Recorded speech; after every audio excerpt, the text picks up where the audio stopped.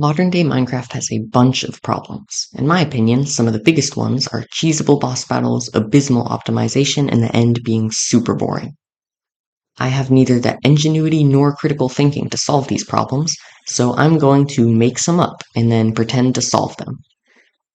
As society slowly devolves, there's a rapid increase in AI models being used to make decisions for you.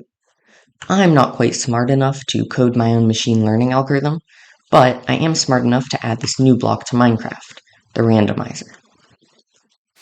My indecisive awe decided that I'm too lazy to make all those decisions myself, but I don't want to waste all that water. So the way this works is it will take redstone input from this side, and you will have a 50% chance to send a signal this way, and a 50% chance to send a signal this way.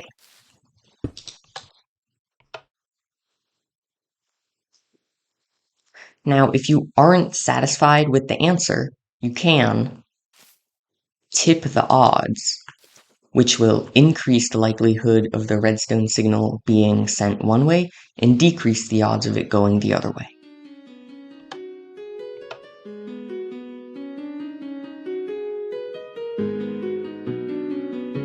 Do you ever get that problem where you have too many beetroots and not enough storage space?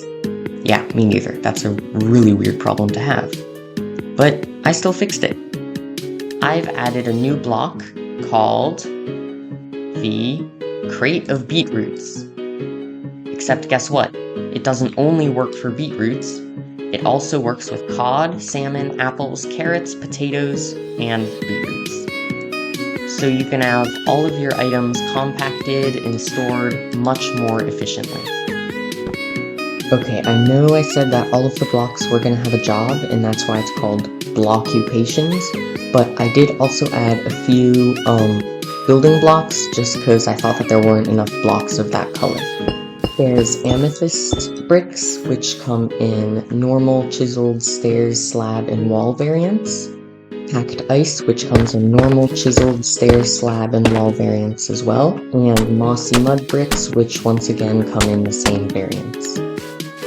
All of the chiseled blocks have a little picture on them that directly corresponds to the biome that they're found in. So an axolotl for the amethyst ones, a snow golem head for the ice, and a frog for mossy mud. On the topic of decoration blocks that nobody asked for, Prismarine does have an issue that I don't really like that makes it hard to use in building, in my opinion, and it's that it has a really slow animation, which actually makes it change color over time, so it'll look different every moment.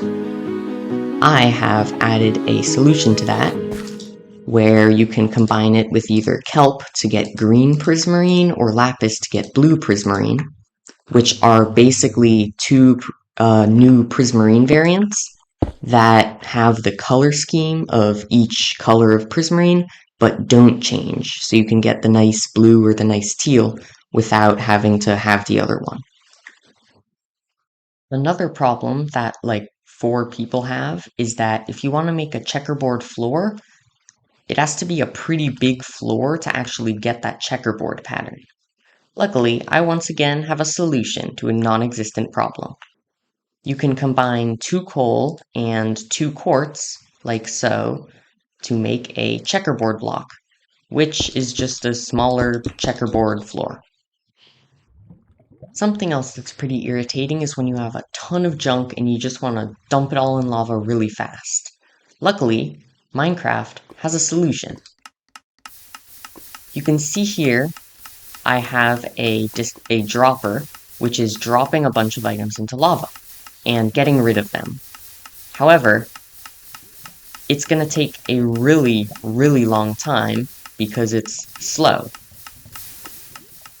Luckily, I've actually implemented a new block, the dumper, which functions similarly to a dropper, except that depending on the strength of the redstone input signal, it actually drops up to a full stack of items at a time.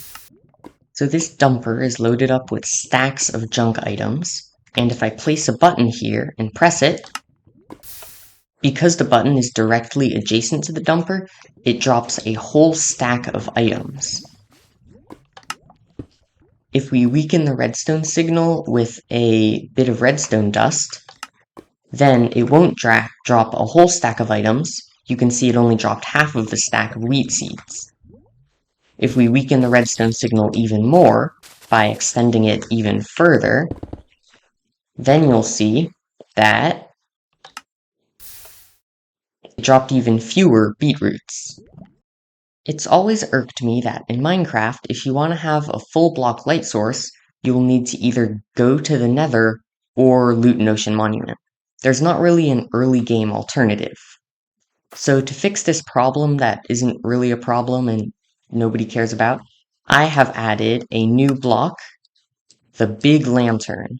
It has a soul variant and a normal variant, both of which can be crafted by surrounding a corresponding lantern with iron nuggets. That's it. Another thing that a bunch of Minecraft players don't like about the base game is that displaying your items is boring. You can have them be really tiny or just like still. So I actually fixed that and added 4 kinds of pedestals: stone, quartz, gold, and emerald. Because what's the point of being rich if you can't show it off and make your friends jealous? So here you can see if you put an item in a pedestal, it'll start spinning.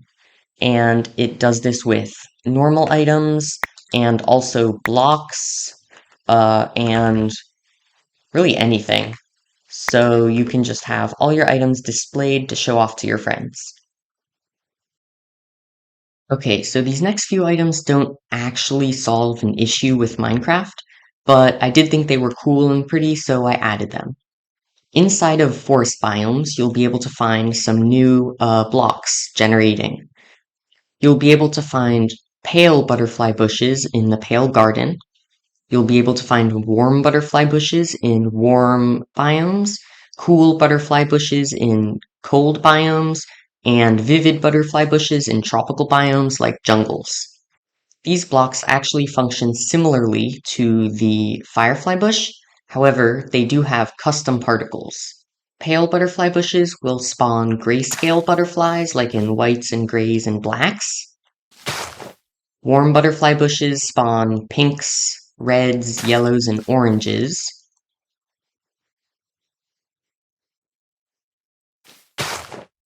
Cool butterfly bushes spawn greens, blues, and purples.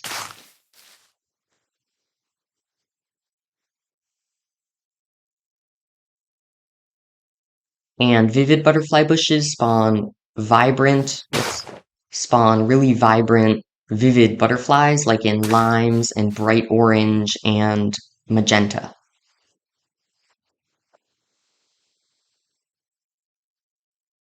So the butterfly particles are what make this block so unique, but if you don't want to have the butterfly particles, you can use a slime ball, which will coat the petals in slime and prevent butterfly particles from spawning.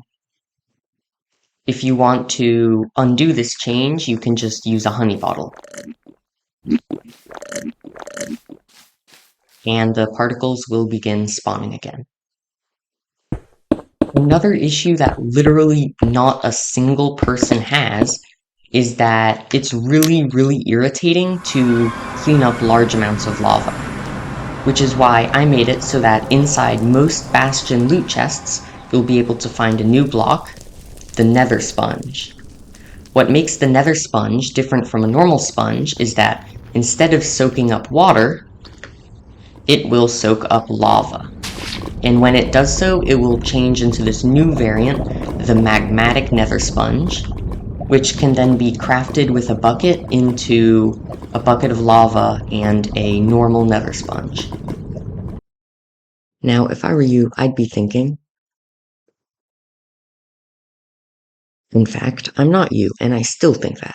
So for the sake of my self-confidence, I'm going to build a house using almost exclusively the blocks from my mod.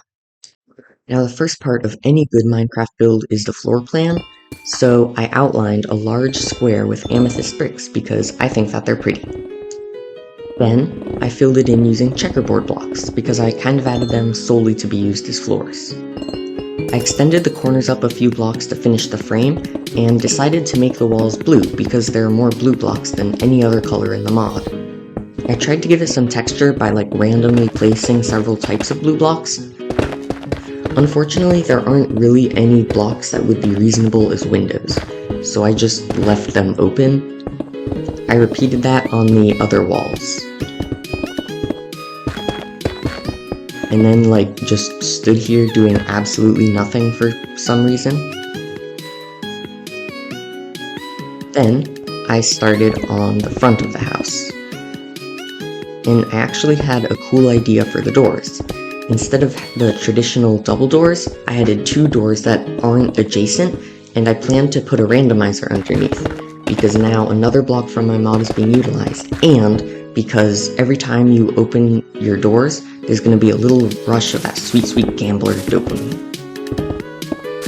So after digging out the floor underneath the doors, I wired both of them up to some redstone. At least I tried.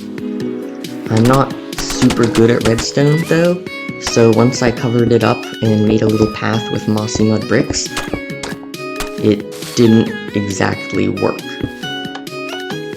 So I tried again. And again. And again. And again. And then, finally, it worked. Next, I filled in this little hole that was bugging me, and added some butterfly bushes around the front for some ambient particles. Looked pretty nice. And then I started on a mossy mud brick roof. The colors don't go super well together, but I'm sure it'll be fine in the end. I added a little rim of stairs on the outside. I was planning to do a slope, but then I was like, you know what would be really cool? If I built a lighthouse. So for some reason I decided to use nether sponges for the lighthouse. Interesting choice, but whatever. And then I filled it in with some big lanterns. After that, I decided to add an interior. I added some pedestals, as well as a ram block, and a powder keg, because I like living dangerously, I guess, as well as a dumper for literally no reason. Out back, I added some big crates for storage, potatoes, cod, salmon, carrots, and beetroots. So that was actually not a good look for my mod. Whether that's because the mod is fundamentally flawed or because my building skill is non-existent, that's up for you to decide.